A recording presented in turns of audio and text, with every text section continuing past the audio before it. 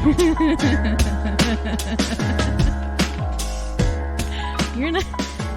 not even drinking like the toxic chemicals in a can. Nope. I am. I'm gonna have terrible nightmares tonight.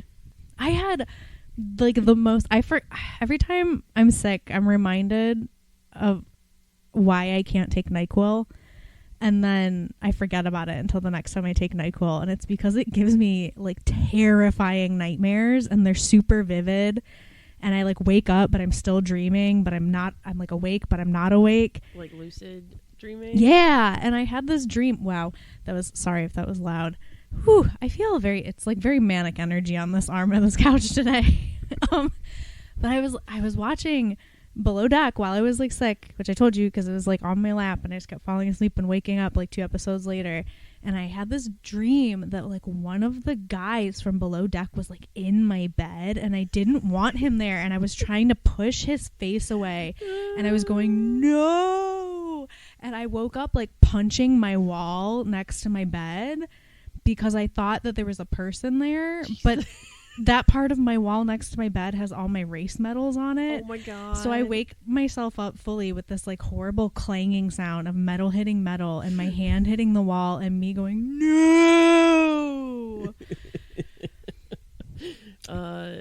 Did your cat like freak out? No, he was just mad that I woke him up. Because he's not really a cat. He's an alien. That's true. That's fair. He just like looked at me. He's got those like bug eyes, and he like squints them at me, and he went and then like laid it down again. And then I just watched more Below Deck. We are having a week here, if you haven't noticed. So welcome to the Lake Eerie Library. I am Beth. And I'm Britta. I got the black lung pop. And we are welcoming this fall season with all of the illnesses and just anxiousness about illnesses, among other things. This season's got everything. It's got pumpkin spice. It's got anxiety. It's got Sunday scaries. It's got postnasal drip. Ew.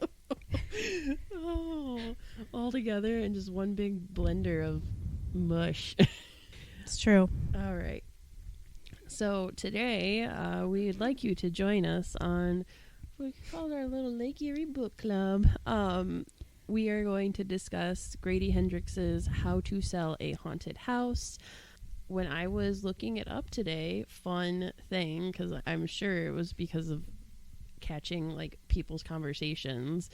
And I talked to too many people who work for a living, and they were like, I just need to sell feet pictures. So when I was Googling how to sell, that was the first thing that came up was how to sell feet pictures. And I was like, no, Google, not today. I will answer you. You can't. The market is oversaturated. There's too many feet for sale out there. Sounds like we're talking about disembodied feet, which is a whole other level of horror. I mean, I'm sure that also exists. Probably. I don't ever want to find that part of the internet, though. No. That's too spooky. Hashtag too spooky. Hashtag too spoopy for me.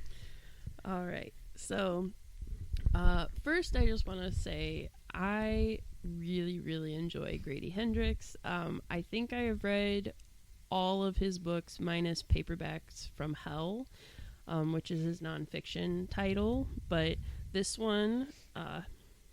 Rank them, because I have my ranking, too. Oh. Well, my favorite's always going to be My Best Friend's Exorcism. Like, hands down. That's my favorite. It just really, really stuck with me in a way that other books have. I'm not saying that his ones didn't, but, like, it just really stuck with me and struck me in a way that I think about it. There's scenes that in that book that live rent free in my mind all the time. It's got like super strong 80s vibes too, yes. Which is 100% Beth's brand. Yes. Love that. I enjoyed the movie adaptation of that. I love who's the guy that plays the like the like he's not like a youth pastor, he's in like the band. Yeah, he's great. He plays in Glow. He's in Glow. I think he was also on He's in that new How I Met Your Father show with Hilary Duff, I think. I might be confusing him with someone else, but I think he was also on one of the, like, Private Practice or something like that. Okay. Whatever the spinoff of Grey's Anatomy was. I didn't watch it enough to know, but I think it's the same guy. Grey's Anatomy's fan, don't, like, come at us, because I, too, one of my siblings actually watched, like, every episode of that. And I should be more up on it. But I I'm watched not. the first several seasons and then found out how terrible most of the cast is and then didn't care anymore, and then watched a new season episode, and it is literally the same plot line as one of the episodes from, like, the first few seasons. So they are just plagiarizing themselves at this point. There's so many seasons that you might run out of medical. Like, they've hit the point of diminishing returns. Yes. Like, we're done.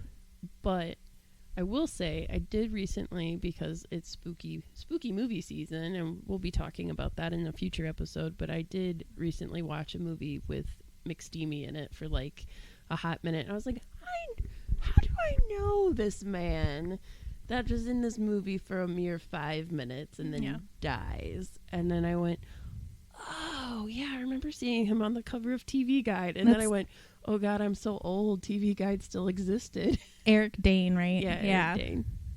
My favorite Grady Hendrix is Horror Store, which was the like, first one that I read of his. It's also the first one I read. I do like that one. I often tell Beth that I hate when I am opening at work, because there's a part of Horror Store where a girl, like, turns on the lights and there is, like, a creepy ghost netherworld person standing in the distance, like, staring at her, and I always think that's gonna happen when I open in the morning by myself. Same. I like quickly turn on the lights at work and don't look, like, in areas by myself, because I'm like, no. I've actually had spooky things happen to me at the library. So I always hear people walking in, like, adult fiction, what used to be nonfiction, and there's, like, nobody else there. I told you about the thing that happened to me, right? Yes. Yeah. I had a footstool move across the floor, which I know doesn't sound very spooky, but when you're by yourself in a building, and when you know that, like, to move that footstool, you have to exert a certain amount of pressure on it that doesn't just happen by itself. Yeah, I won't lie to you. I was clenching a lot of body parts that day until coworkers came in. I was just like, I'm so happy you're here. I think the Southern Book Club's Guide is probably my second favorite. Yes, same. The Southern Book Club's Guide to Slaying Vampires. Yes, I have described that book as if the movie Fright Night and Southern Living had, like, a baby, or you put them in, like, a blender and you added, like, some, like, peach schnapps or something. Yeah. And then some blood, and then you blend it there. That's and the book. Some ears. And ears, yeah. Because there's a lot of gross ear stuff in that book. Yeah, there is. Grady Hendrix always has at least one scene in his books that's going to just, like, haunt you in your nightmares forever. And then, as I say, you can't unread it. Like, it's in your imagination. Yeah. The one scene in My Best Friend's Exorcism that I think about is way more horrible in my head than it was portrayed in the movie. It was just silly in the movie. It was very silly in the movie. In the book, I'm like, oh my God, this is horrifying. Yeah. In the movie, it's a little silly. That's like a taste vomit sense. Southern Book Club is a audiological ear. Yes. We'll get into what happens in this one. Horror Store is just, like, there's just a lot of gross stuff in that one. There's a lot of gross stuff. And two, like, you really feel for the main character in that book about the dredges of retail and capitalism. Yeah. For those of you who don't know, a very short synopsis of that is essentially, it's set near Cleveland. Yeah, maybe we'll have to, like, cover this one later. And it's basically about, like, a haunted IKEA. It's not an IKEA because Cleveland can't have nice things, but it's essentially a haunted IKEA. True. So much so that they made fun of it on 30 Rock with Jason Sudeikis when Tina Fey's character when Liz Lemon came to Cleveland, and everyone was like, oh my God, you're beautiful. Are you a supermodel? Are you a movie star? She's like, oh my God, Cleveland is wonderful.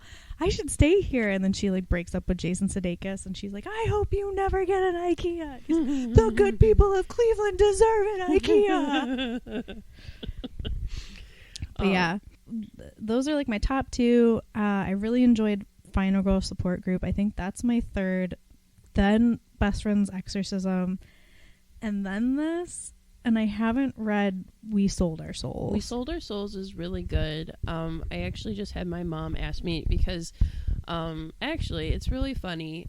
I have read all of Grady Hendrix's books. One of my siblings read them. They recommended it to my mother. And now my mother is listening to all of them. And then we realized afterwards, like, the things that my mom are afraid of are heavily like covered in a lot of these books, and we're like, sorry, Mom. Oopsies.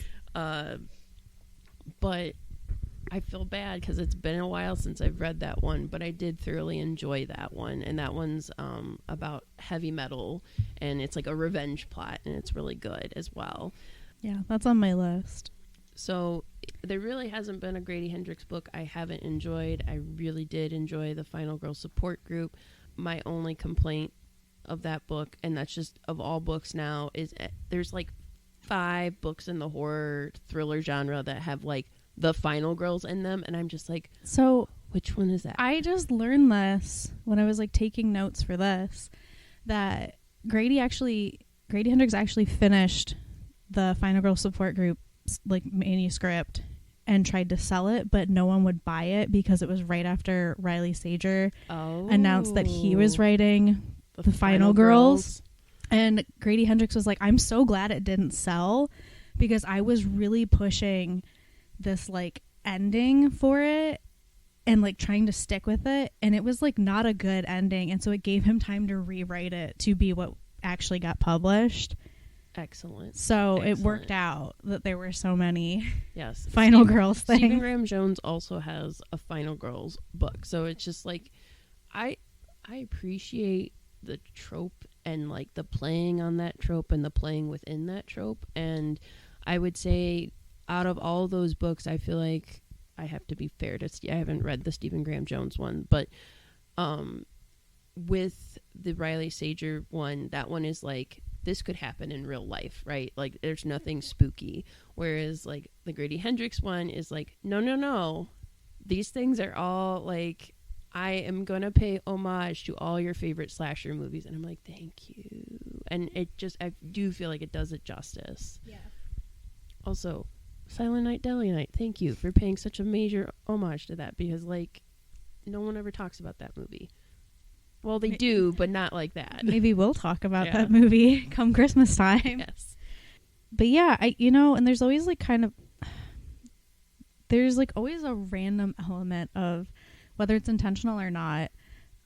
Grady Hendrix is from South Carolina, and his like sort of southernness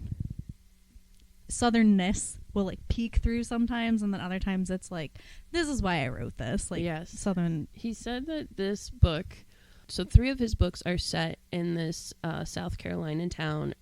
He said this book, this How to Sell a Haunted House, is the last book he'll be doing in essentially his hometown. But I do think it's kind of interesting. And, I think that's just having read too much Stephen King. I'm like, are they all connected? Like, are these all happening down the street from one another? Especially My Best Friend's Exorcism and like the Southern Book Club's Guide to Slaying Vampires. I'm like, oh yeah, those had to have happened in like the same neighborhood, and it's just a spooky neighborhood. I kind of feel like, I don't know, maybe I'm supposing too much here. I kind of feel like Grady Hendrix would be like, man, fuck Stephen King's world. Like, it doesn't all have to be connected. He's delightfully unhinged. I attended during like the COVID shutdown.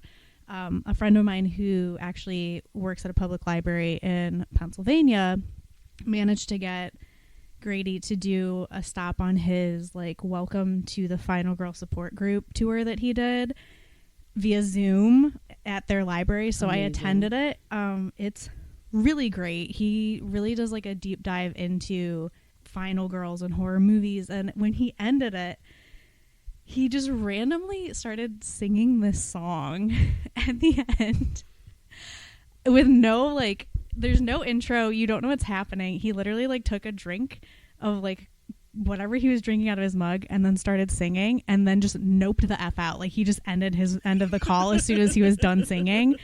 And I'm gonna, like, I have to, like, show this to Beth. So I don't want to play it on the podcast because I don't want Grady Hendrix to sue me.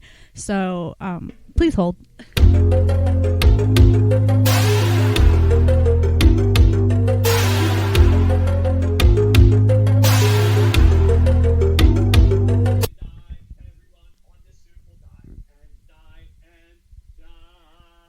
And then he just nopes out of the Zoom, and, like, he didn't even thank us on the one I was on. He just hit end call and was gone. Honestly, though, like, what a good way to end a Zoom call, because then you're not stuck with that weird lingering of, like, bye. Like, that was the worst part of dealing with, like, shutdowns and stuff like that, where all the Zoom calls and then, like, why don't you have your camera on? I'm like, because I don't want to. Because I don't want you to know what my house looks like, Susan. And then, I just want to see your face. I'm like, you don't need to, though. I look like a hobgoblin right now. I got no makeup on. So he says this beautifully eloquent thing about, we don't watch horror movies to see people die. We watch horror movies to see them live. And, like, you get goosebumps. Yes. And then he starts singing this, like, yuckity, get the, like, hook and pull me off the stage, vaudeville, you're gonna die song. So I love that he's just a wackadoo. Yeah. When people ask me for horror book recommendations and, like, new horror, he is always, like, my first go-to author. So this is a little bit of a love letter to you. And Grady Hendrix, if you hear this, you know, we wouldn't be mad if you were like, hey, I want to talk to you guys on your podcast. Also remember, we're poor, though. Yeah. And our wealthy benefactor is not that wealthy. No. So if you wanted to do it as, like, a thank you, or just shout us out on any social media, we'd be really happy about that, too. Yeah. And now I'm going to immediately criticize something about your book, Grady Hendrix. It's nothing to do with you, because I know you probably don't actually have any say over this, but it really bothers me that the books on the covers of this don't look anything like what I pictured the house looking like. Yeah, I thought about that, too, because picking up this book, I'm like, this is, like, the books, it's supposed to be a ranch house. And this is not a ranch house. But then I also picture, like, Aunt Honey's house it has, like, the creosote, like, pilings underneath it. So I'm picturing these, like, Isle of Palms, South Carolina houses that are, like, raised above the water. Right. Because of, like, high tides and flooding and things like that and hurricanes. And then, like, it looks like a dollhouse. Actually, I assumed it was like a dollhouse, but then I was like, But then, like, there's, like, another cover, too, and that's also, like, that one doesn't look as much like a dollhouse as the one we have. This one is, like, against a floorboard, so it's clearly meant to be a dollhouse, but I was just like, oh, just let me see the accurate portrayal of the house, please. For you, dear listeners, for those of you who are like, all right, you guys have literally just been not talking about anything really book related yet, we are about to dive in. And so if you have not read this book and you really want to read it, stop listening now. Just skip this episode, come back, listen to it after you've read the book. Or if you're like, we just like Beth and Britta, carry on. Yeah, we'll try not to get as, like, plot point by plot point as we did with different seasons. This will be more like a actual book club kind of discussion as we go through. Before we even get into the book, did you read the dedication in the front of it? It's Amanda, you're with me everywhere. I see you where I go. You surround me always, even though I know exactly where I buried you.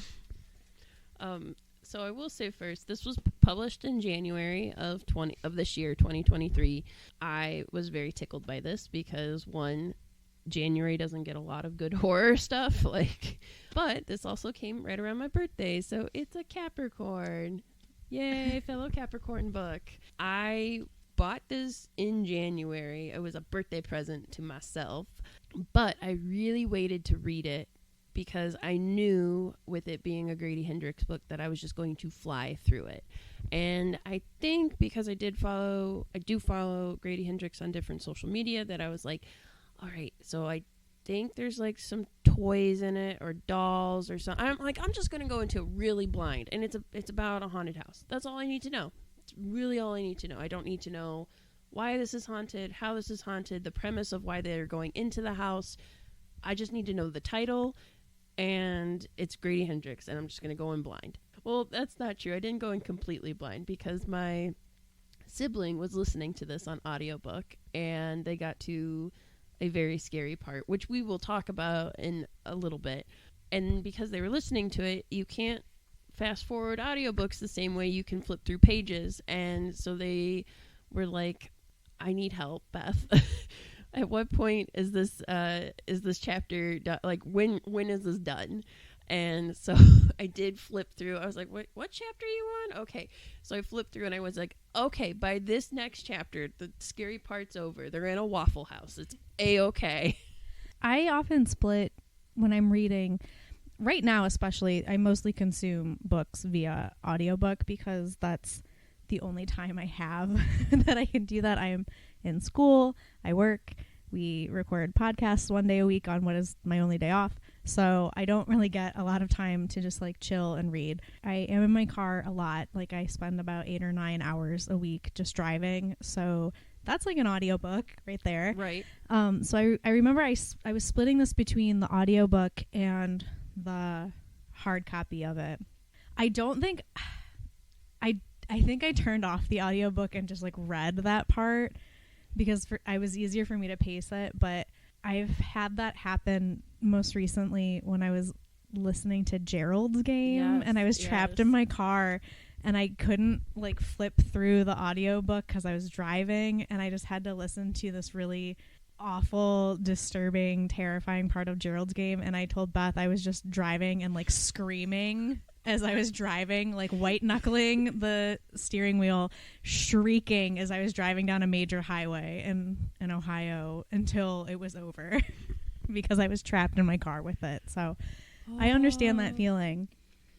It's really funny that you said this book is a Capricorn, because it's a very Capricorn thing that it is organized in sections according to the Kubler-Ross model of stages of grief. Yes. So it's like denial, anger, bargaining, depression, and acceptance. Yes. That feels very Capricornian. You know what? I would agree. I'm all about compartmentalization of feelings, and going into this book, like, yeah, this book is about ghosts, and it is about terrifying things and very spooky things in houses, but it's also about grief. Like, it's very much about grief. That's the heart of this book. Yeah. So going into it, because as I was reading it, I too was pacing it, but I would read it at night after my tater tot would go to sleep, and I would be just up reading it, and I was the only one awake at night, and so I would be coming to work the next day, and I'm like, I had to stop reading it. It was too scary. It was too scary to read by myself in the house with, all my tater tots toys scattered around. It was like too scary. So let's get into like a brief synopsis of the plot. So it is about this family that have a house in South Carolina.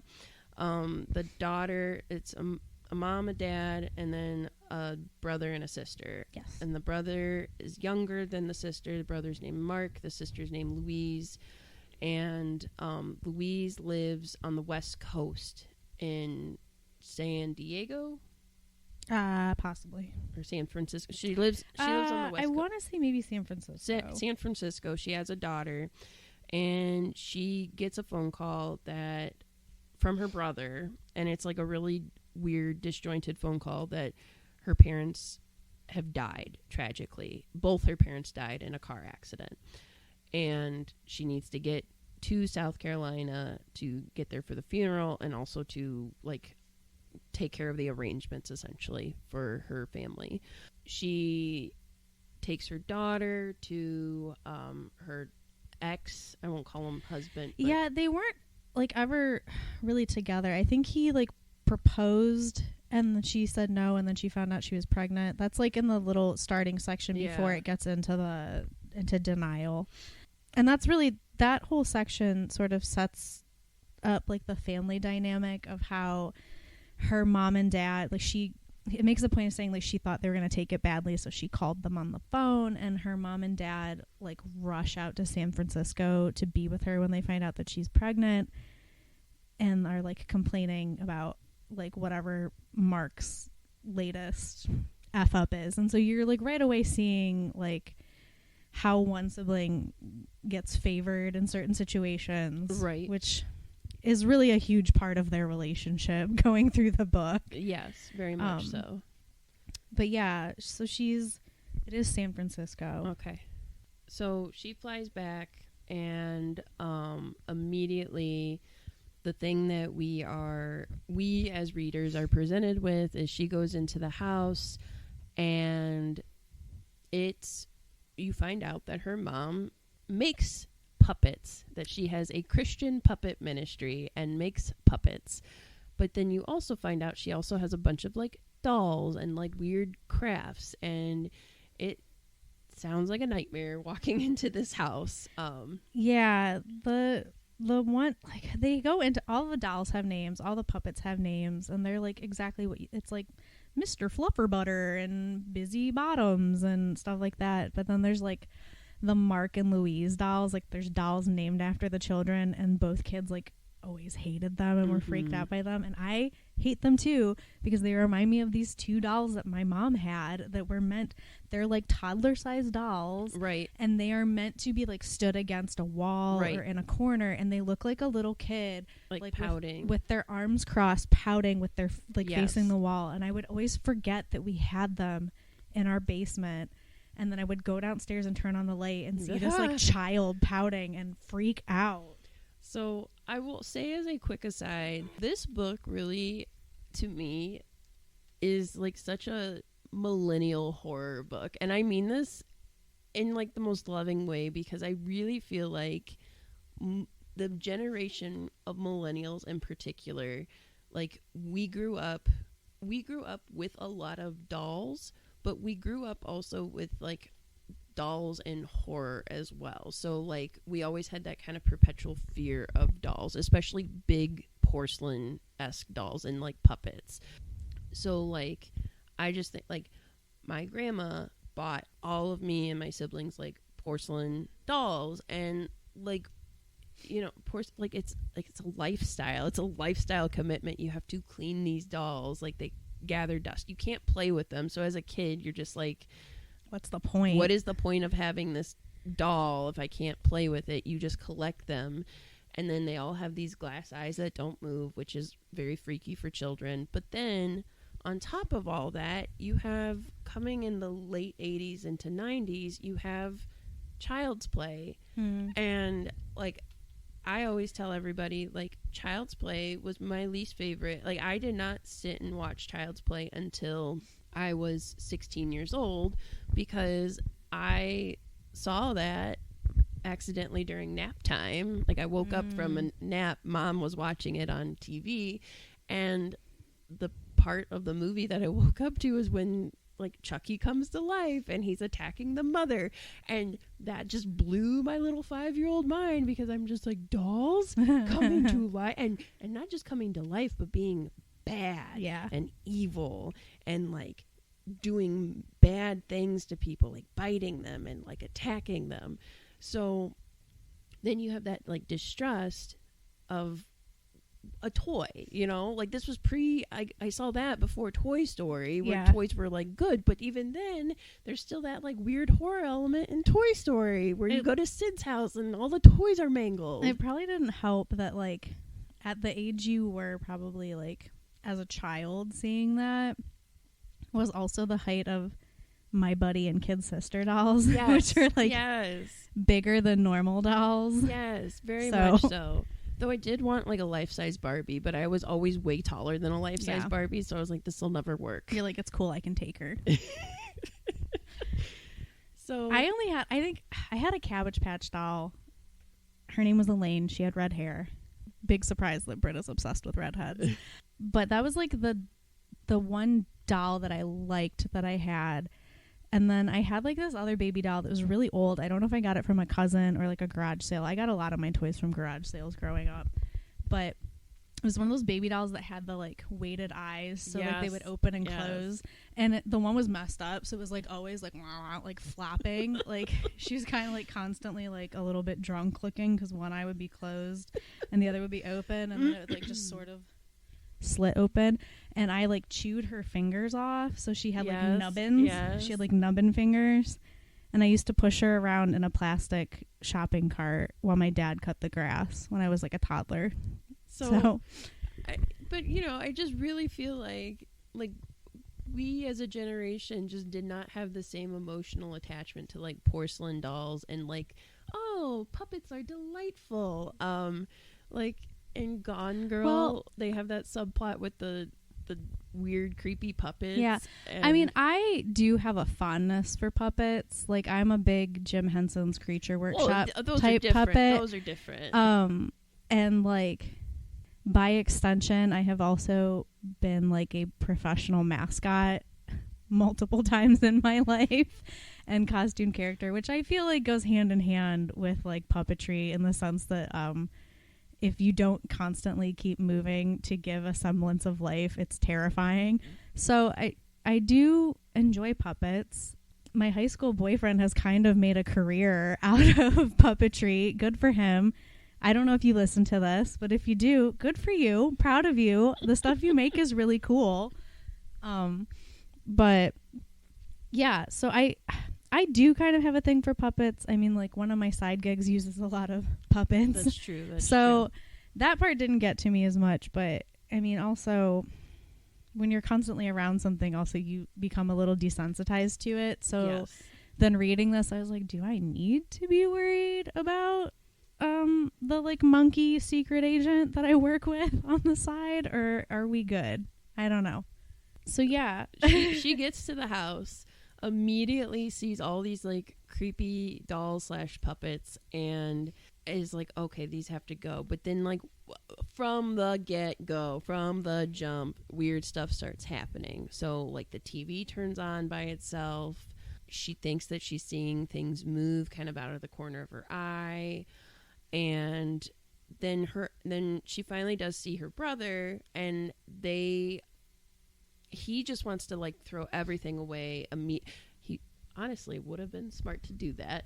Wants to throw immediately everything away and just sell the house and get it done and over with. She, on the other hand, Louise, is grieving over the loss of both of her parents who like died in this very tragic car accident.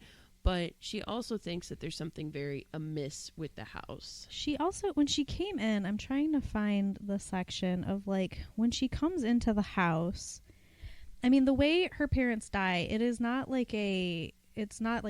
accident. They die in a car accident. And who got the phone call? Is it Aunt Honey or Aunt Gail that gets the phone call saying that she has to take Eric to the hospital because he was attacked?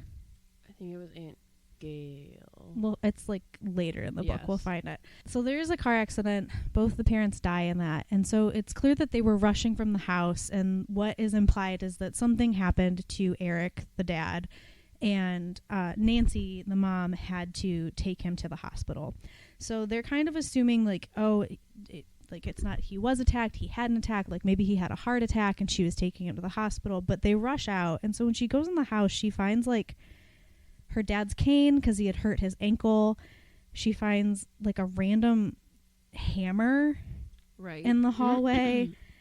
And then like stuff has been knocked over as well. And then like the TV's on. And then like her dad always sat in one chair and there's like dolls sitting in the chair, which is not normal. And so it's that sense of like, it's not quite, what is the opposite of deja vu?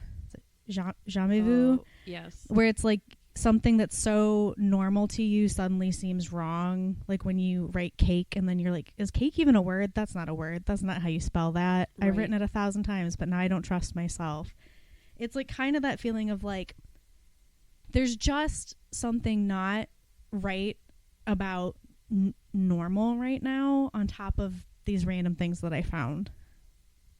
But unfortunately, she has such a tumultuous relationship with her brother that when her brother comes, like, immediately Luis is like in opposition to him. And so even though, like, he went about telling her that their parents died in a very terrible way, like, she was like, it was, you know, and she had to grapple with that. She's like not ready to accept that they died, and he is like at a different level of like, no, let's get this done. And so they like essentially are fighting over that in front of the dumpster people. A gutter's clutter. The gutter's clutter. She essentially gets the one-ups her brother, and she and they haven't read the will or anything at this point, so she's like, oh, well, I'm like the executor of the estate, etc., etc. Eventually, when that does come to pass, when they do finally go through the funeral and stuff like that, she finds out that she's not the executor. Yeah, I have like some stuff to say before we get to that point. Do you okay. want me to stop, or do you want to? Go okay. ahead. So she, as Beth said, she gets the kind of one up on Mark and gets in the like car and drives away, and she ends up at her. She's like with her cousins. I think are they at Aunt Honey's house at that point? Yes. So Aunt Honey is Nancy, Louise and Mark's mom's aunt. So she's Louise and Mark's great aunt. Yes. And then her daughter is Aunt Gail. Aunt Gail has two daughters, Constance and Mercy. And then Constance is married to Brody.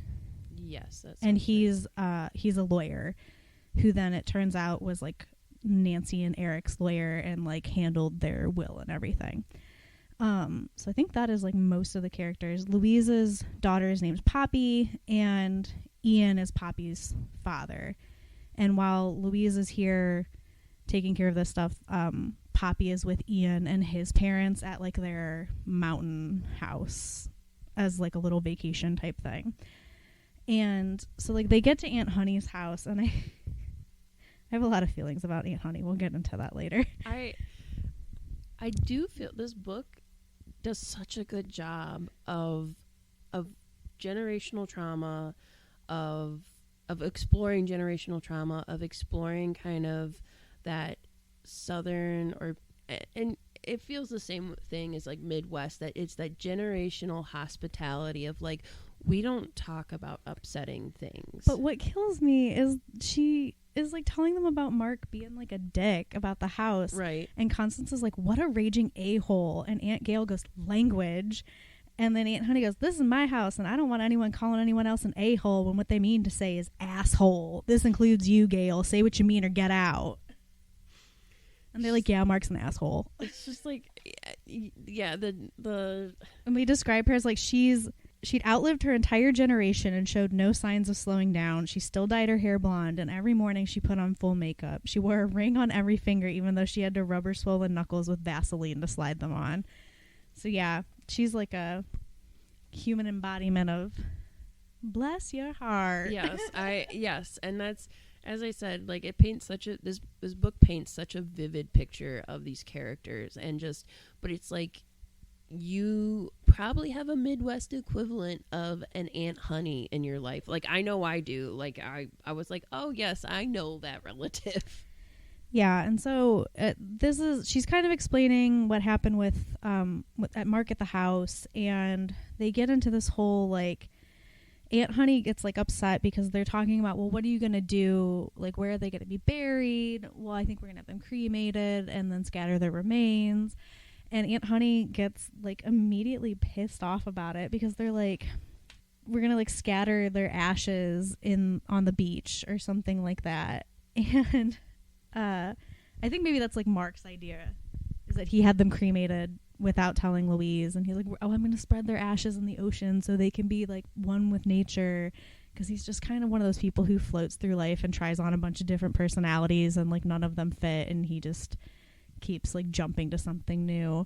Constance is like, who ever heard of people scattering your parents' ashes on the beach? People swim in that water. And Aunt Honey's like, children TT in that water, fish, dogs, it's a toilet bowl. And then she's like, the one blessing in all this mess is that your mother's finally with Freddie, which is Nancy's brother who died very young, and they just don't talk about what happened to him. And that was just always a thing about their mom that Louise and Mark knew, is that Nancy just they don't talk about Freddie. We don't talk about Freddie. Like, you know. So it's like that generation of we don't talk about unpleasant things, as Beth was mentioning.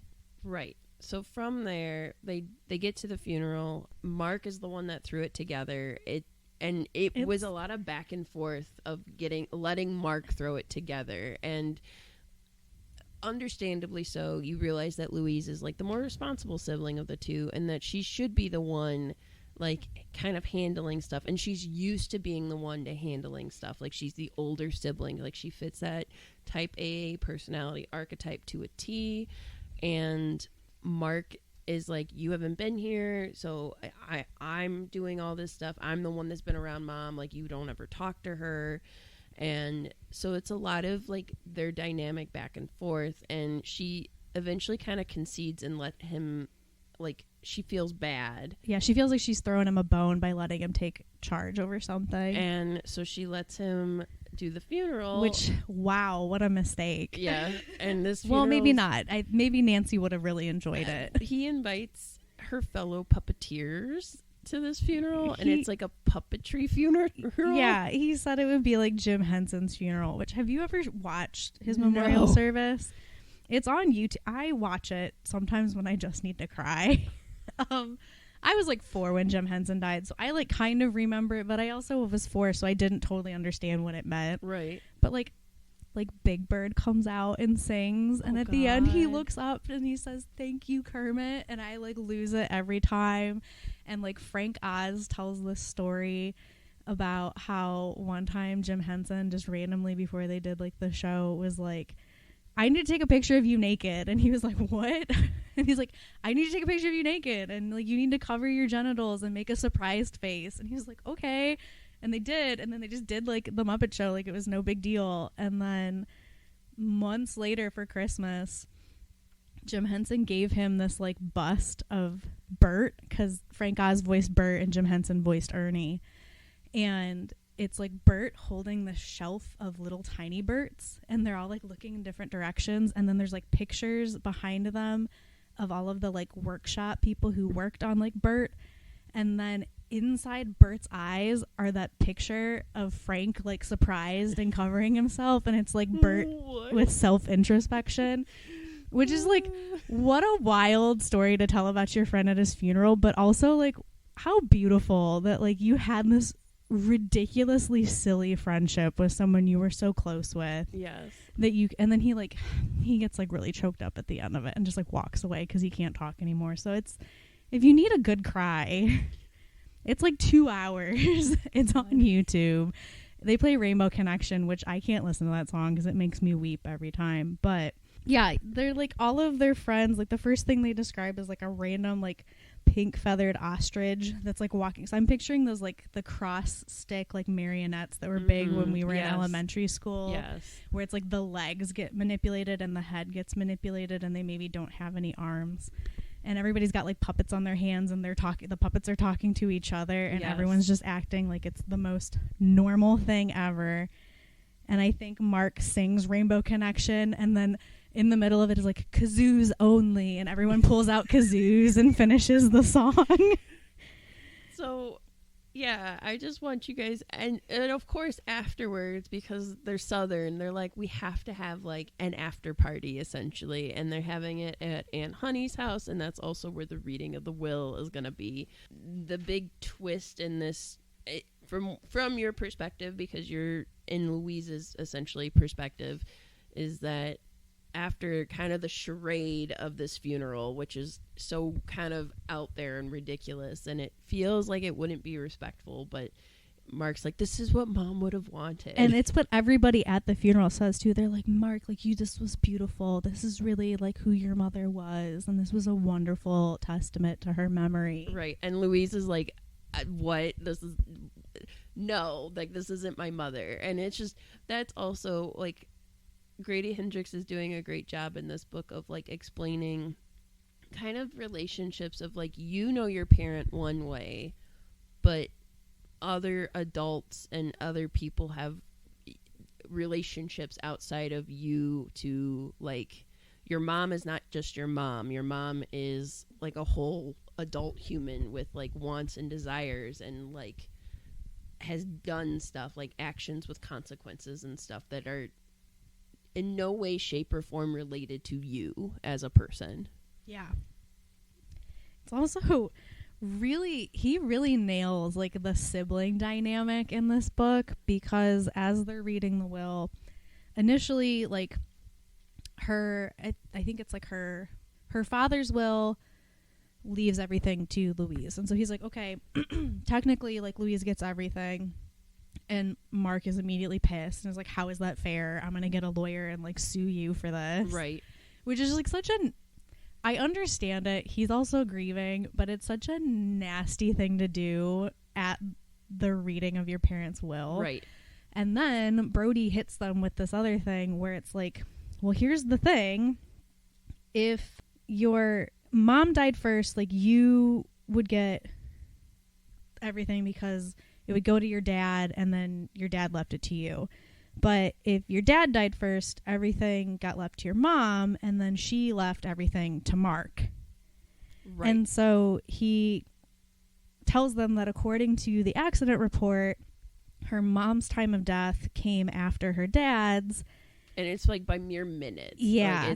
Like it is not something that should be so, like, important, but it is, like, terribly important. Yeah. His exact phrasing is like, I'm sorry to sound a bit ghoulish, but sometimes the law requires that we be precise. And so her dad had already died as a result of the accident. And then when, like, the EMTs were at the emergency site, her mom was still alive and she died on the way to the hospital. So then, like, immediately Mark is, like, shouting, like, yes, and, like, jumping in the air. And he's like, okay, like, how much do you think I could get? Such a jerk about it. Like, I'm going to inventory the estate. Like, how much do you think it's worth? Like, how much do you think I could get out of the house and all the stuff in it? And he's, like, doing an end zone dance. I'm like, what a turd. Yeah. So then you have, kind of moving through the book, they eventually are like, okay, well, we have to, like, Louise is devastated. Like, she goes home and she cries because she was like, she had thought at least with the passing of her parents, that she could save money for her child Poppy. And now she's like, I'm not going to get anything. So she's, like, trying, again, with the sibling dynamic, she actually is left something in the will. She is left her mom's puppets, essentially. Her mom's art is the way it is yes. phrased. So that includes all the puppets that she made. She also, like, has some weird, like, taxidermied animals. Like, there's a family of squirrels that she taxidermied that have, like, never looked right. Like, she didn't quite get the eyes right or something. She, like, painted a picture of their dad that looks, like, really bad. So she's got lots of, like, kitschy DIY crafty type things. That's what Louise gets. Louise essentially tries to one up her brother because her brother just wants to go in and rip everything out and sell the house and make as much money as he can. Louise is like, oh no, Mark, I have to go through and I have to inventory every single piece of art. And her mom has hundreds of dolls, hundreds of puppets. She has a whole workroom of this stuff that she's like, I have to go through all of that. Yeah. And this is a like almost a lifetime of puppetry and things like this that their mom made, because they were pretty poor when they got married, and then they had Louise, and then they had Mark, and they didn't have a TV, so their mom used to tell them these, like, stories. Like, she used to make up stories about the Ticky Two Woods and the Tick-Tock Tree and the Bone Orchard, and there was, like, Girl Sparrow and the Inside Out Man, and the hero of all of these was a hand puppet named Pupkin. Yes. And so I guess I don't want to get too bogged down into the plot. So basically, as Louise and Mark come to kind of a tentative standstill where she's going to go through the house and inventory this stuff, and then he wants to get it ready to sell. Well, every time she goes into the house by herself, bad and weird stuff happen. So the second time she goes in, she is attacked by the squirrel nativity, the taxidermied squirrels. And let me tell you, that is awful. Yeah, there's like, I have it like marked where it's at. She's like sleeping. She takes a nap. Like, she's already been kind of freaked out by Pumpkin and has like tried to throw him in the garbage a couple times because he's just like a gross old hand puppet. And he's just described as just being so kind of creepy looking, like not really endearing, but just kind of creepy. And he's a glove puppet, so it's like where you put your whole hand inside and then like your fingers are like his fingers and your other fingers go in his head, and then he has these like little dangly legs that are attached. And she played with him when she was little. She got freaked out by him. She doesn't want him anymore. She keeps seeing it like move in other places, and she thinks it's Mark screwing with her. She like throws him in the garbage at one point and it comes back. And when she wakes up from this dream and the squirrels are like alive, and there's a description of her like stomping on one of them. And it's so gross. Like, Louise picked up her bare foot and brought her heel down hard on its dry skull. She felt it snap like a nutshell through the sole of her foot. It jerked and spasmed for an instant, trying to pull its crushed skull out from under her heel, then went still. She yanked her foot away and looked at the front half of the squirrel's dry, empty husk and caved-in skull, and then she turned, leaned over the sink, and opened up her mouth to throw up. Which is exactly how I would respond. Yes. She first thinks that Mark's messing with her, and then she comes to realize that it's not Mark. And she does try to make a truce with him, and they both come in the house and they do something called pizza Chinese. I love the idea of pizza Chinese. I love that idea too, but I'm like, that's too much food. Like, it's way too much food. It reminds me of like appetizers for dinner, though, which is like a very comforting thing. I think I've talked about that frequently. We do appetizers for dinner at my house. But the idea is that they have pizza Chinese, which is where they order pizza and Chinese food, and it was them sitting at the dinner table. And then at that point, weird stuff happens to both of them in the house. And prior to this, Mercy, their cousin, is going to sell their house, and she straight up tells them, like, y'all, your house is haunted.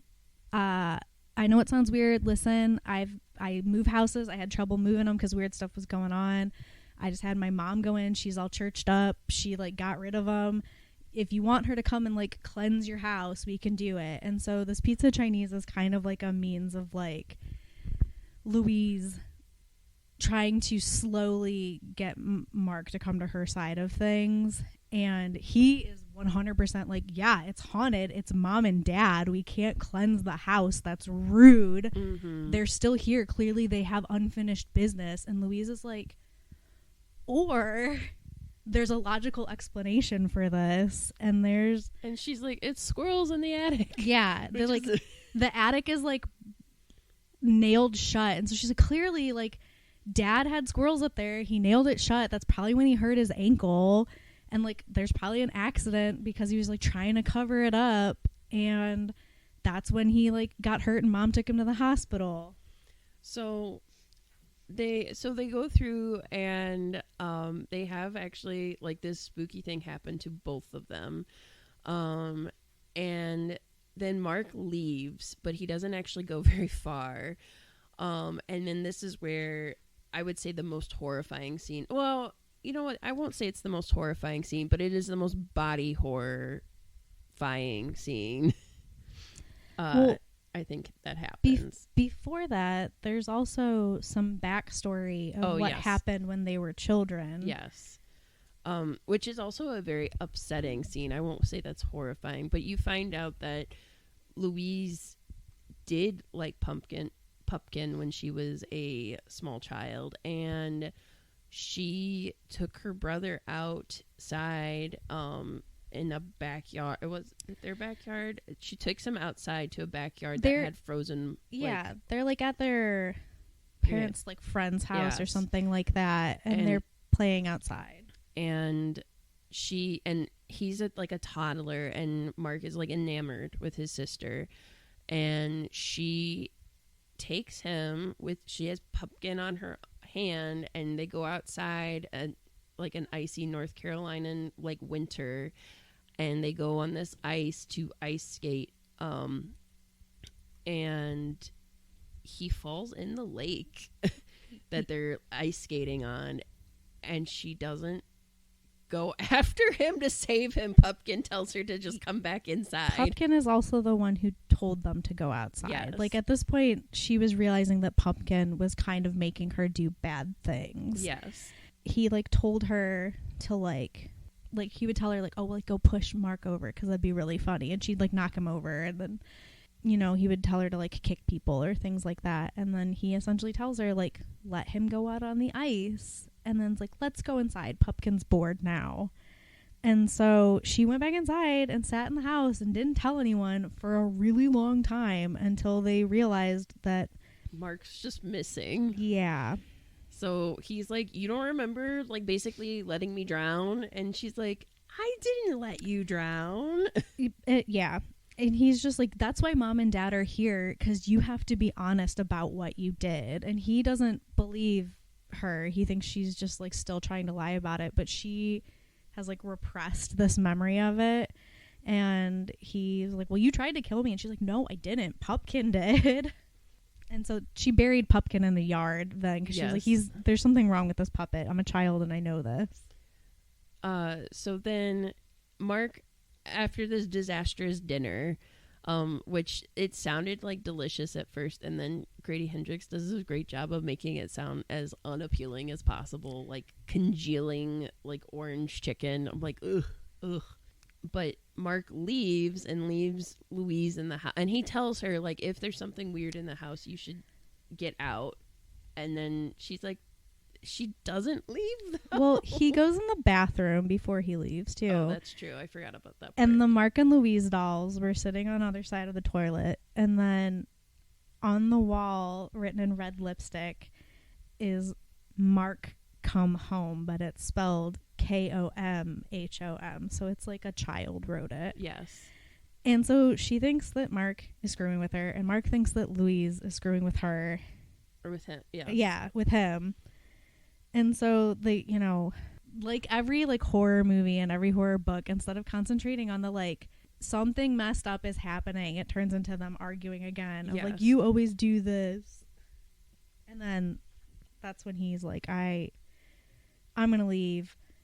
I was like trying to help you. And she's just like, you know what, screw you, just leave, come back in the morning, like bring me Starbucks, and then like we're gonna call a realtor that's not Mercy, and we're gonna get this place sold. So she's there by herself, and she essentially is attacked. She has like a kind of fitful night of sleeping, and it's like describing how like one foot was cold, and she was like, oh, it was hanging out of the bed, and she pulled it back under the covers, which obviously, because that's how the monsters get you. And then she was like having nightmares about like Poppy being there and bad things happening. And so she wakes up and she's like, oh, it's just a dream. And she realizes that the door to the bedroom is open, and she absolutely closed it. And then it's so like the description of it, he's like, something on the other side of the room, something low to the floor, inhaled quick, wet and thick. Something alive was in the room with her. And she immediately is like, I put the garbage bag on top of the garbage can. The squirrels couldn't get out. I closed the bathroom door so it's not the Louise and the Mark dolls. I put the chair under the knob. And then when she sits up, it's Pumpkin. And she hears him in her head.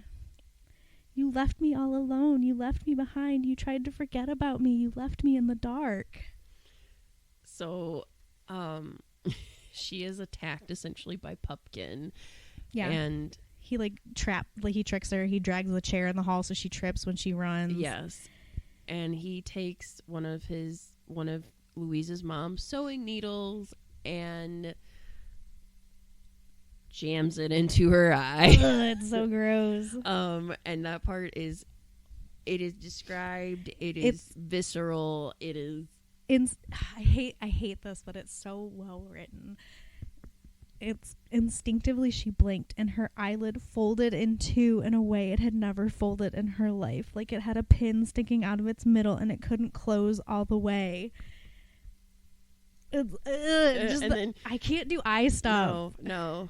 Eye stuff in horror is always terrible, and so then you're just picturing this god-awful puppet doing it to you, and you're just like, oh my god, all my nightmares are happening. It's happening right now. So, and then it's like describing him like running at her, which like this little tiny little thing puppet with like little spindly legs are chasing after you. It is horrifying. And then who comes to her rescue? But then Mark comes to her rescue, and he is described as having a gun prior to that, and she's like, that's weird that you have a gun. But he brings it, and he shoots Pumpkin. Yeah, it's like repeatedly shoots him. Like they described the shredded puppet fabric like blowing up into the air. Which is so madcap and wild to think about that you're just like that's silly. Yeah. So you had like probably one of the scariest body horror moments of the book happening, topped with like something so violent and silly. And then they like flee the house, and it's like describing them like swerving through traffic, and like he like spins into like a parking spot and is like checking her. She's like, pull over, I'm blind, take me to the emergency room. And he's just like, you're fine. And then they reconvene at the Waffle House. Of course, because where else would you go but the Waffle House? Yeah. I feel like, honestly, if I were in a horror movie, I would like want the Waffle House staff on my team, because we could survive anything. Yes. I want that girl that like threw the chair. Like nobody is messing with us. No. And they're open 24/7. It just feels like a nice beacon of like. And if I could still eat dairy, man, cheese grits would be so comforting. Yes. Even if I had a needle stuck in my eye. So essentially, this is the part of the book where they have, while they're at the Waffle House, there is just like a really funny, like this is another like very Grady Hendrix line that's in there, where the waitress is like what's going on with you two? And he's just like, oh, we're having like a really rough night. My sister's having a bad night. Her parents just died. And the waitress is like, oh, I'm sorry. Well, if you want, we got a Methodist minister who comes in every morning around 4:30, and he'll pray with just about anyone. So we dive into this reprieve of, Mark's like, all right, I gotta tell you, like, because she's like, Pumpkin did this, and he clearly saw Pumpkin, and he's like, thank God I have a gun, and thank God I believe in our Second Amendment rights. And I'm just like, this is so crazy. But it was like, yeah, thank you, Mark, thank you for, and he's like, and thank God I just didn't feel good about this, so I sat in my truck and I went back in. I heard you screaming. So like, yes, thank goodness he was like right there. But then he dives into his background, which this is probably the weirdest part of the book, as like an aside from the main plot. And he talks about his background with puppets and how he's connected to his mother and his connection with Pumpkin. Yeah. And so he essentially talks about just kind of his background with Pumpkin, and how the reason he like dropped out of school, Louise thought he was always just like this like perpetual screw up. And then you find out, no, there was like a very specific reason why he dropped out, and it was because he got into like guerrilla puppeteering, which is not a phrase I feel like I ever was going to say out loud. Yeah, the descriptions of those puppet shows are like wild too. Like the first one is like he just randomly finds them, and it's like a puppet that keeps trying to fly and like keeps just like crashing back to Earth. And he's describing there's like kids watching, and the parents are like, like what's happening here? And finally the last time like it doesn't get back up again, and he's just the last person watching it, and he's just like, I've never seen like puppets done like this before. And it's the way the description of the guerrilla puppetry group is happening is they're just so, it's like, it made me uneasy because I'm a very like, I don't know. It made me very uneasy. I don't know. It reminds me, I was a theater major, and it reminds me of like the theater kids that like I could not stand. Like they took it entirely too seriously, and they thought that like everything they were doing was like making some big statement, and it was like art, and if you didn't get it, then you just weren't smart enough. Oh yeah. And I was like, oh, I hate you. Yeah. Like, get over yourselves. And that's the vibe I got from them, was like, you just don't understand. So he joins this guerrilla puppetry group, and then he asks his mom to send him Pupkin. And he explains that in this puppetry group, you become the puppet. And so they become Pupkin, and they like destroy houses, and they like vandalize things, and they wake up covered in like feces and like vomit, and just it's gross. Yeah, they're like going into these weird like fugue states almost, where they don't entirely remember everything that they did when they were Pupkin. And it culminates in they were kicked out by like a principal at a school because they did a performance at a school that was not appropriate, and they didn't get paid. So as like revenge, they go to this house of this principal that kicked them out, and they burn the house down.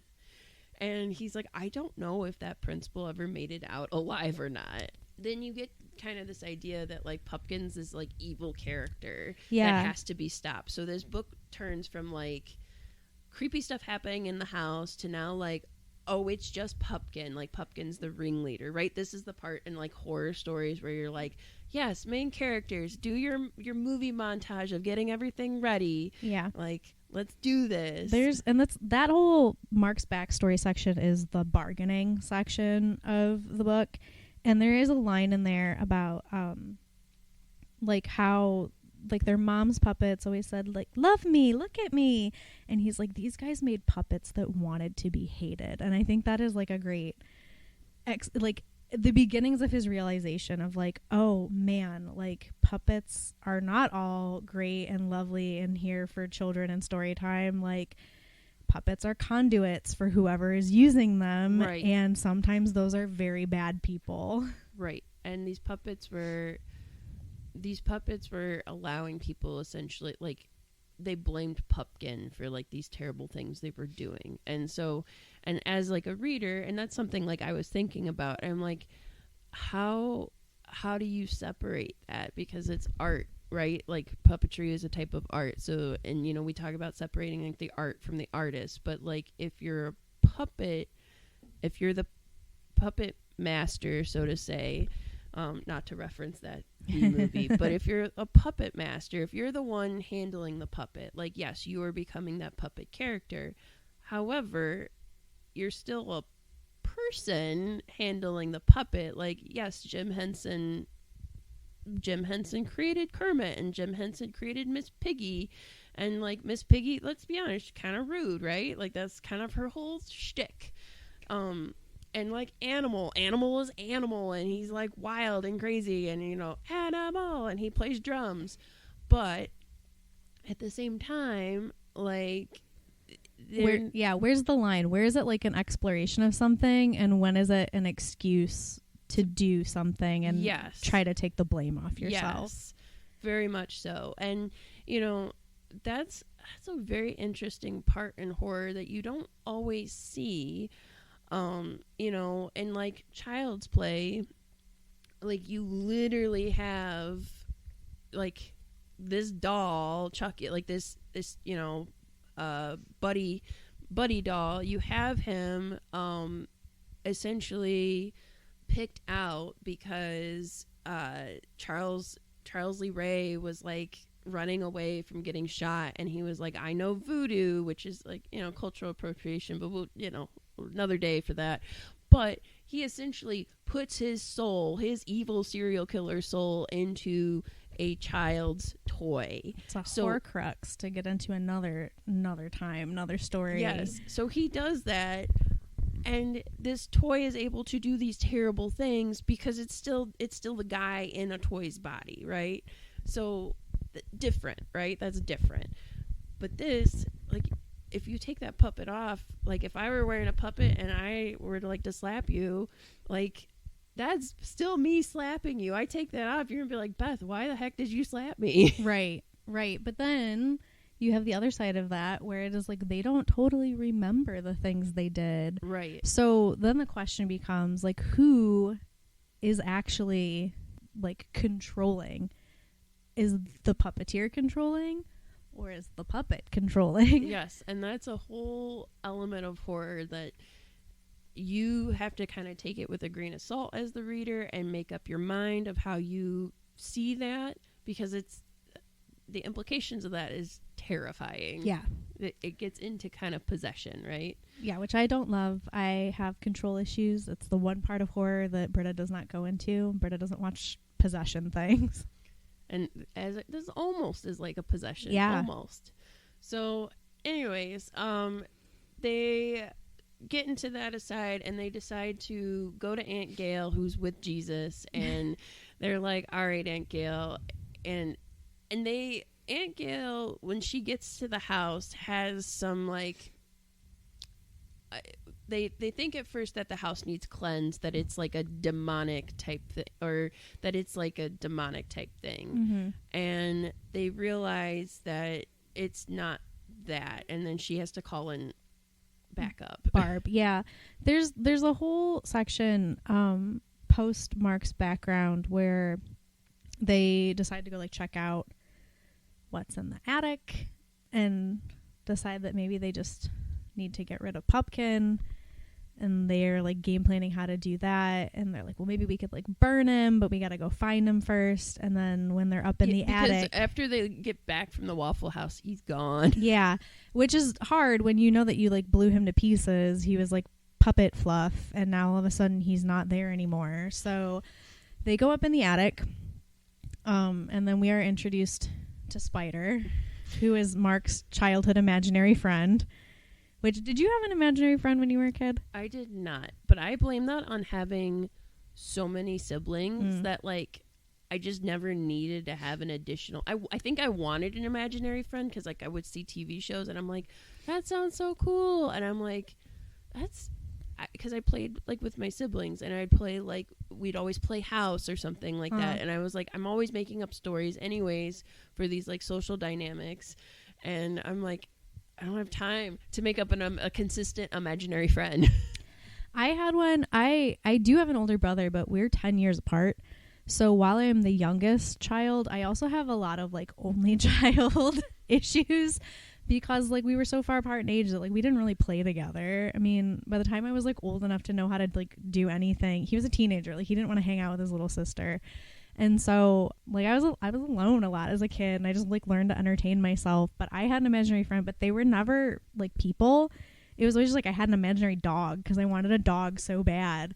And I remember, like, the one was, like, I would, like, imagine, like, I had a Doberman Pinscher, and it would, like, sleep on the floor next to my bed every night.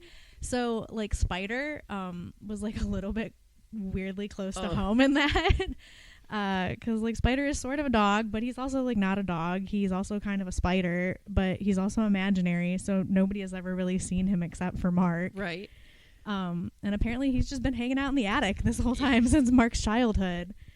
Pupkin has kind of lured them up there as a trap with Spider, so that whole part is pretty terrifying. But I also love that they're describing like all the random junk in their attic, like the rollerblades and stuff like that. Right. I mean, it's anybody's attic. Yeah.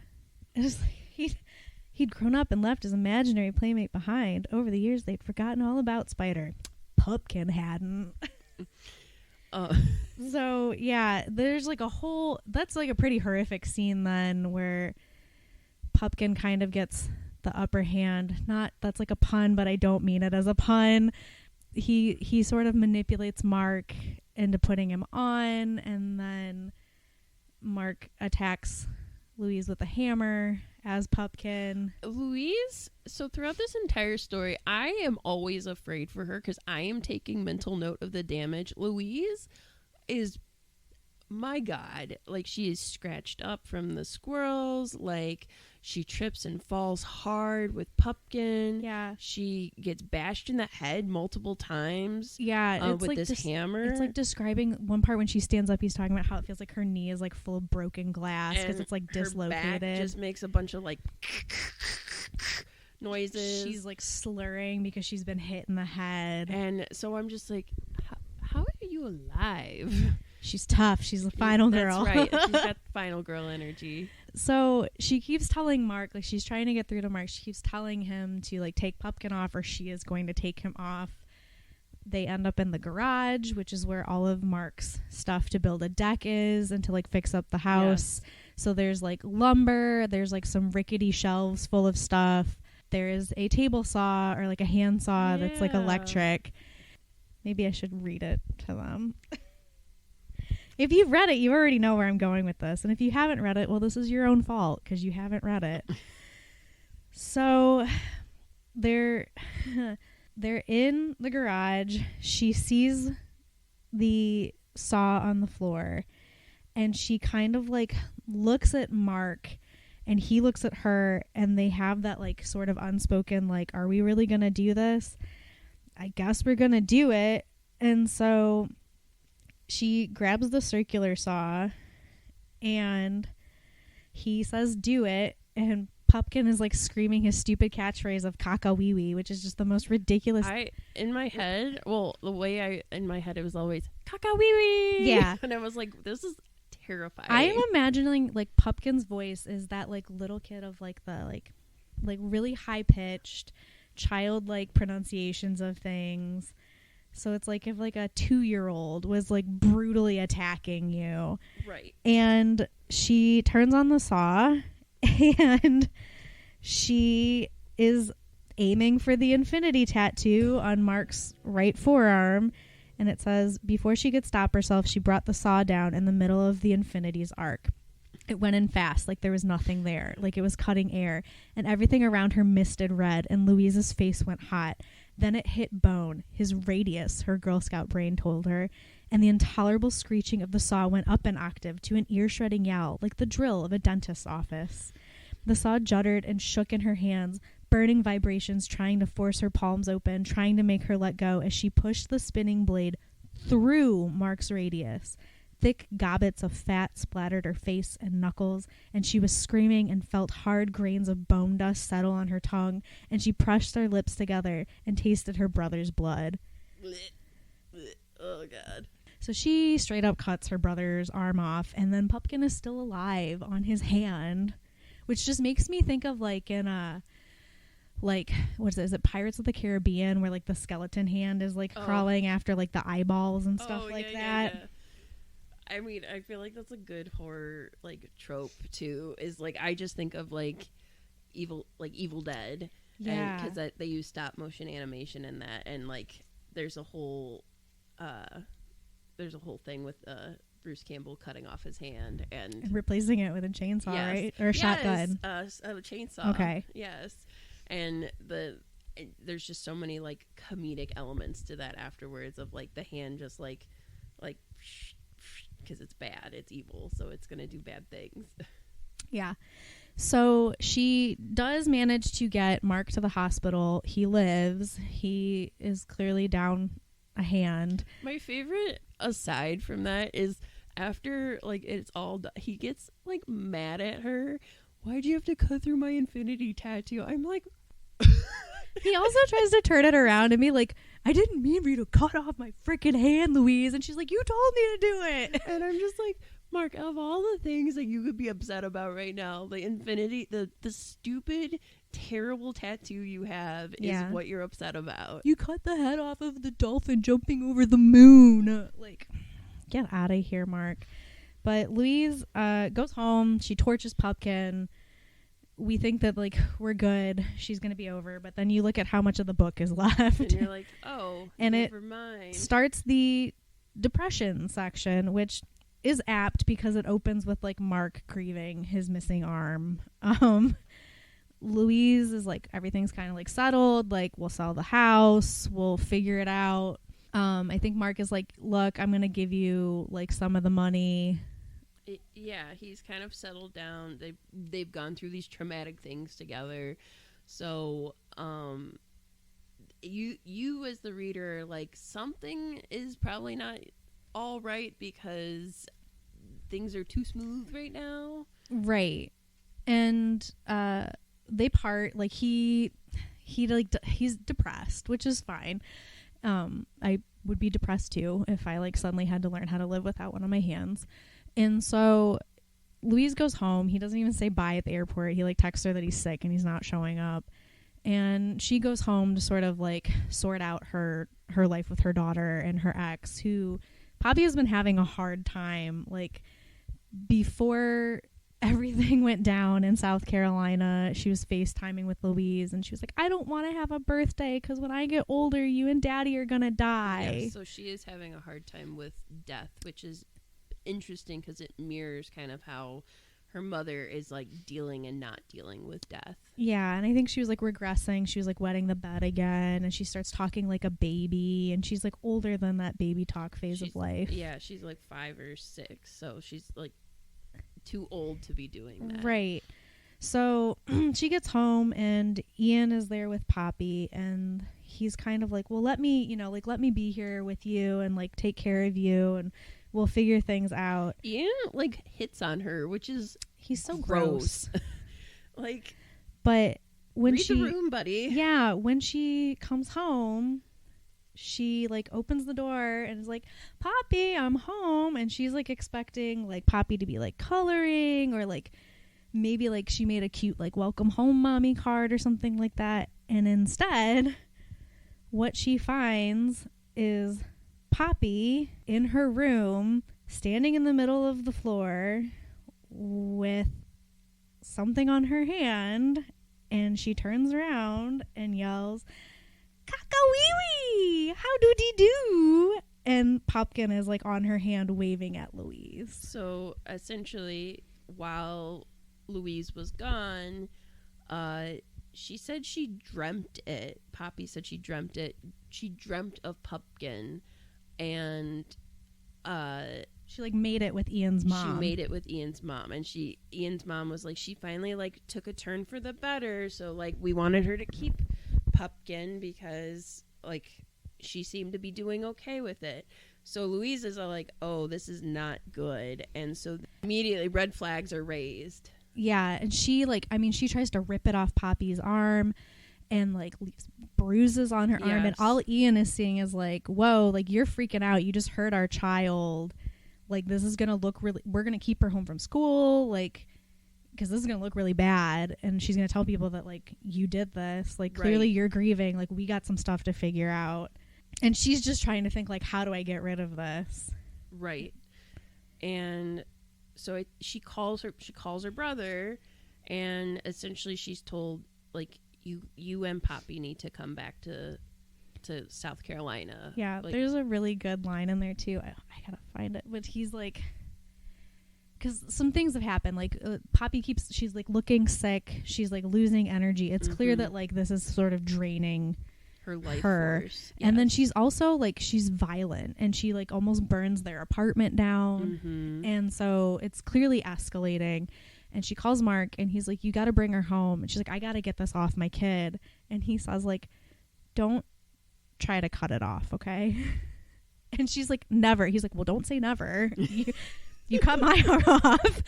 And that made me really chuckle. But the whole trip back, like Poppy is just like a menace. Like she won't take it off to go through security, and they're like about to get kicked out of the airport. Yes. And she lies, and she's like, listen, her dad just died. She's having a hard time processing. Can she just get like a pat down? And like she's like kicking people. I think she like trips a stewardess on the plane, and she keeps screaming like, caca-wee-wee. Every terrible thing you can think that happens with kids on airplanes, which is like every parent's worst nightmare, because you can't control what kids are going to do. Even if you think you can't, not really. And every terrible thing that she could think of happens on this airplane. So she's just like, when she finally gets like gets to Mark. The next time you're on a plane and there's a child acting horribly, just, remember they might be possessed by a puppet. So it's not their fault. I also love when Mark picks them up from the airport and Pumpkin's like, here a chop, there a chop, everywhere a Marky chop. And he's just like, So, and essentially, even though Poppy is holding Pumpkin, it's not actually Poppy. So No. The rest of the story is really, like, when you say Pumpkin, you just have to picture, like, Pumpkin and Poppy are essentially the same person. Yeah, and what they've sussed out is that what Pumpkin wants is Nancy, and he doesn't understand that Nancy is gone. So she's like, all right, well, if you come with me, we'll get you back to Nancy. And that's essentially how they are working with Pumpkin at this point. And then that's when they're like, we need Aunt Gail, we need your like psychic medium assistance. We need your backup.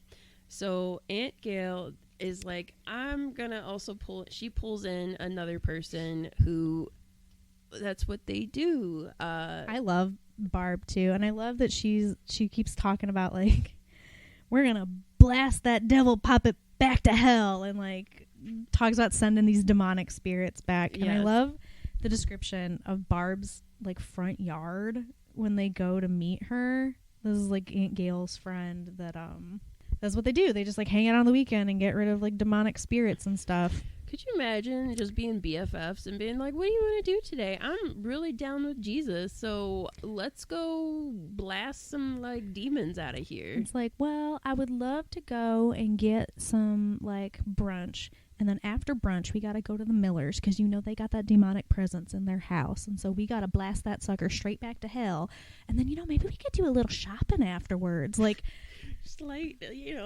yeah. stuff. So they Barb lives in a trailer park, and it's like a gray trailer, and they pull up, and there's stone deer behind a chain link fence, and behind them sat laughing concrete leprechauns, a St. Francis of Assisi with a bluebird on one finger, a concrete wishing well with the word hope painted on its side, 2 Jesuses praying in the Garden of Gethsemane, a flock of pink flamingos still wearing Santa hats and wreaths around their neck, a 3-foot-tall Sasquatch caught mid-stride looking over one shoulder, a little girl bending to smell the flowers and showing her concrete underpants, an orchard of multicolored pinwheels spinning madly in the breeze, 3 reflecting orbs on pedestals, 6 concrete chipmunks and painted snails, and a bird bath with a pedestal made of raccoons standing on each other's shoulders.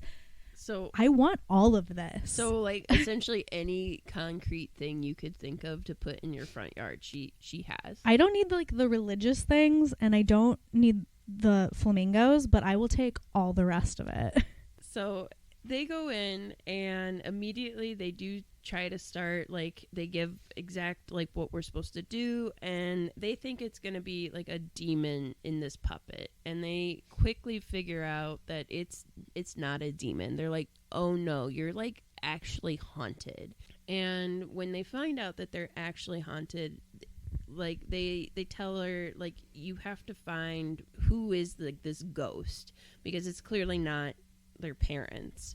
They're like, well, dang, because that would have been a really nice, easy way to wrap all this up. And unfortunately, Poppy is like suffering because of this. Like she is further deteriorating. They do. It's like not really an exorcism. She calls it like trace, face, and erase. And they get Pumpkin to essentially, she like tricks him with some candy because she's like, oh, he's like a little kid. Kids love candy. And gets him to explain, have you always been Pumpkin? And he like shakes his head, and she's like, well, what did your name used to be? And he says, Freddy. And they're like, what, Freddy Krueger? Like, who is this? Who is Freddy? We don't know any Freddy, except they do know a Freddy. Right, they do know a Freddy. So then Louise, they decide to go visit Aunt Honey because Aunt Honey is Aunt Gail's mom and would be essentially their grandma's sister. So, like, yes, she would know the most about Freddy. Right. Which, as a reminder, is Nancy's brother who passed away when he was really young. So the wrench in this, though, is that while Louise and Poppy were flying back, Aunt Honey has gone into the hospital. yes. So Louise takes Poppy into the hospital, and they try to confront Aunt Gail, or not Aunt Gail, Aunt Honey. And Aunt Honey is doing this generational thing where she doesn't want to talk about it. And she's being so frustrating. And like as a reader, you're just like, Aunt Honey, Mark lost a limb over this. Yeah. Get over yourself. You need to talk about it. And the story has always been Uncle Freddie died of lockjaw. That's it. That's all they've ever been told. And even now, she's like, your grandparents took them up to Columbia and they stayed at a Howard Johnson's and they were playing around the pool and he stepped on a rusty nail and he got lockjaw and he died. And she's like, this is bullshit, Aunt Honey. Which is why Aunt Honey she's a fugly skank. Whatever they say in Mean Girls, I don't like Aunt Honey. Just, you could have saved so much time taking your own advice. Say what you mean to say. Don't sugarcoat things. Right. Don't hide the truth. Right. And especially, like, they eventually do get it out of Aunt Honey that Nancy was supposed to... So Nancy is a small child.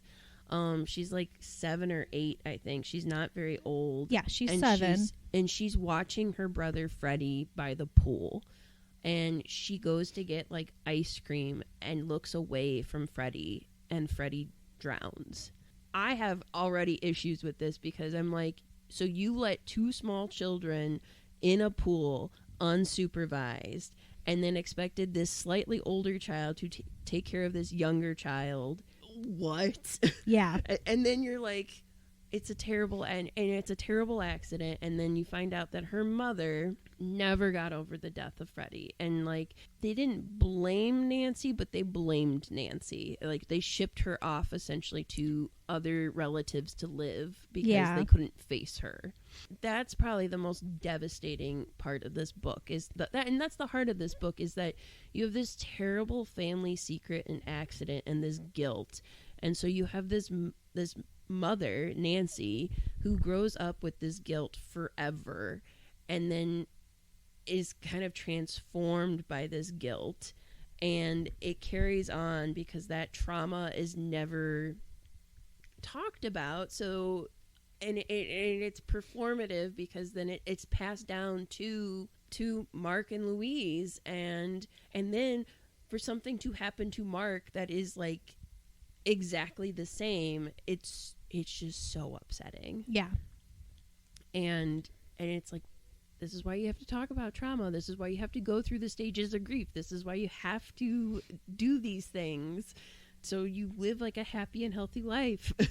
Right. You have to process things. Yes. You can't just push them all the way down until they explode out of you later.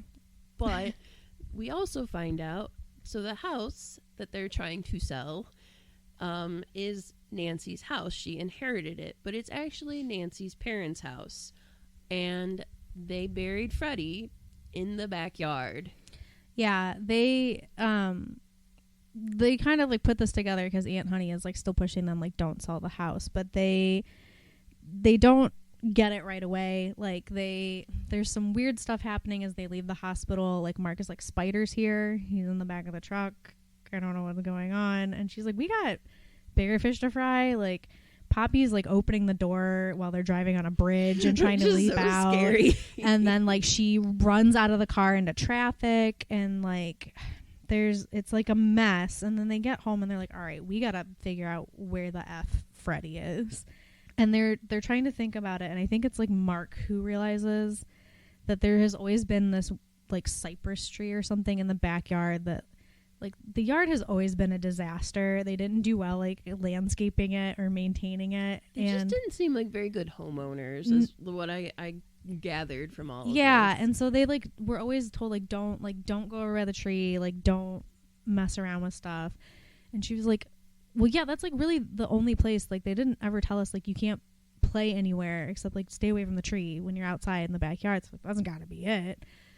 But before they can go and straight up dig up Freddie, Pumpkin. A pumpkin. So they are attacked by, as you may remember, there was a whole workroom of puppets. Yeah. And they are attacked by essentially what is called a wall of puppets. Yeah, it's like a puppet golem. And Spider is called upon by Louise after being attacked. Like, Louise was attacked by Spider previously.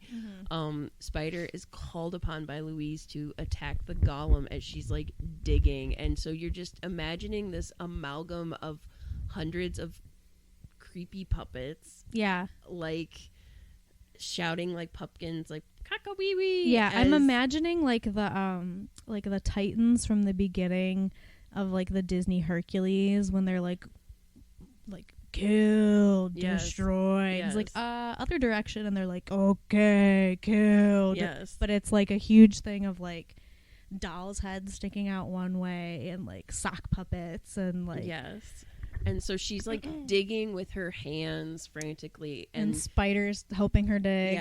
And eventually Louise finds Freddy.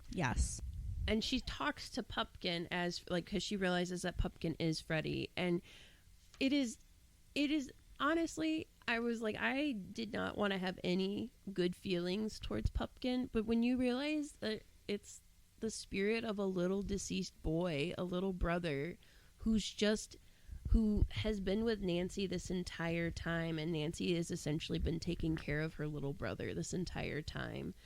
It's so upsetting, and it made me tear up, and I was like, Grady Hendrix, why are you making me cry? I don't need to cry. Yeah, and so she has this sort of like ghost whisper moment of like you'll be okay, you'll be safe, you can just like go, and you're gonna be okay, and you can find Nancy, and you're gonna be all right. You don't have to be scared, Pumpkin. And so Freddy like does his little crossing over sort of, and they're finally rid of the Pumpkin entity, and Poppy is okay. At the very end, when they're sort of like, okay, you know, like the house is like pretty much done, like it's probably gonna sell quick, do you want to come and like say goodbye to the house? Because this is like, you know, a few months later, some time has passed. I think Mark had to like have more of his arm removed because of like some of the stuff that happened with the puppet golem, and he's like not coping with it very well. And they're at the like cemetery talking, because oh no, it's Uncle Freddy's funeral. Okay. They have like an actual funeral for Uncle Freddy. Okay. And so like Poppy's thriving, she's playing with her cousins, it's wonderful, and Mark's like doing this nice thing of like, look, Louise, like if you want to come see the house like one last time, like this is probably your chance. And she's like, okay, like I just don't want things to be bad for Poppy. I almost died, you almost died, you lost your arm. And they go back, and like the energy is totally different, and they're in the kitchen, and she says like something smelled beyond the paint and the new carpet, something hot and toasted. And she wondered if Mark had left the oven on, or if he was doing that thing where you staged a house by baking cookies. But the guy wasn't coming until next week. So she inhaled, and it smelled stronger, and it was the smell of baking. Specifically the smell of Stalin baking, which is something that their dad would always bake. Like their mom couldn't cook for crap. Like she cooked really weird things, but their dad was like a phenomenal baker. And so she takes it as this like sign from Dad that like it's good, we're good, Freddy's good, you guys are gonna be okay. So Grady Hendrix essentially puts you through the gamut of all the stages of grief, and for a book that has such a creepy premise dealing with puppets and all that stuff, I think this book actually has some of the most heart in a horror book that I have read as of recently, where you just really are getting into like the depth and the details of these characters, where you fully empathize with them. I think you have to like go through the gamut of them being such siblings, and like one is crappy and then the other one is crappy, and like neither of them are great to each other, and neither of them is completely innocent, but like that makes them so real for you to like be so invested in what happens to them. Right. Thank you guys for listening through our analysis of this book, and as well as our toy and puppet and doll asides. And we hope that you enjoyed listening to us, and come back and listen to us talk about some Halloween movies. And once again, this is the Lake Eerie Library, and you can catch us on where podcasts are available. And you can find us on Instagram at Lake Eerie Library. Thank you again, and happy fall, and stay spooky, friends.